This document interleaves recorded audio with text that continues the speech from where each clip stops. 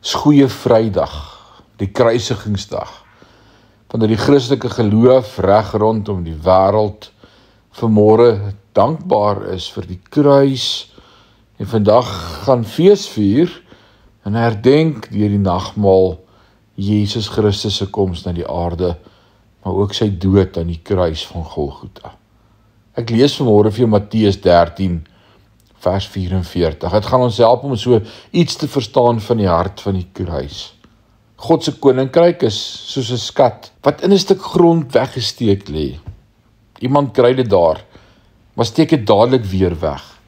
Oorstelp van blydskap gaan verkoop hy alles wat hy het en koop daardie stuk grond.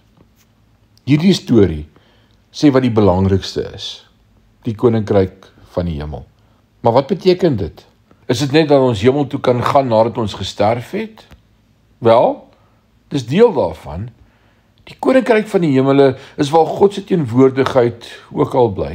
En dit word gekenmerk deur die ewige lewe. Maar kyk hoe Jesus die ewige lewe definieer in Johannes 17. Nou is dit die ewige lewe. Hulle ken U, die enigste ware God, en Jesus Christus wat U gestuur het.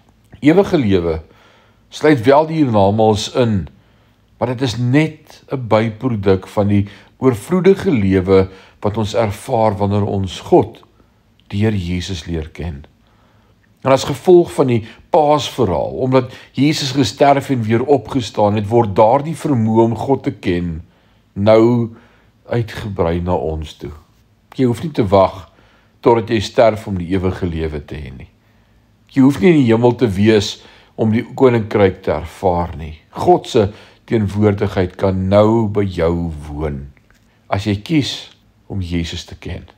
Die dood kom voor die opstanding. En deur Jesus vind ons die lewe wat ons nooit vir onsself sou kon maak nie. Dit is die Paasfees storie. Kom ons bid saam. Ewige God en Hemelse Vader, ons harte is vanmôre so vol dankbaarheid teenoor U. Dat U Seun gestuur het, Jesus Christus, na hierdie aarde. Jesus, dat U gekom het en vir my, vir elkeen van ons te kom sterf in die kruis. Dankie vir die kruis. Dankie vir vergifnis van ons sonde. Dankie dat ons verhouding met die Vader herstel is. Dankie vir die ewige lewe. Ons aanbid U. In Jesus naam. Amen.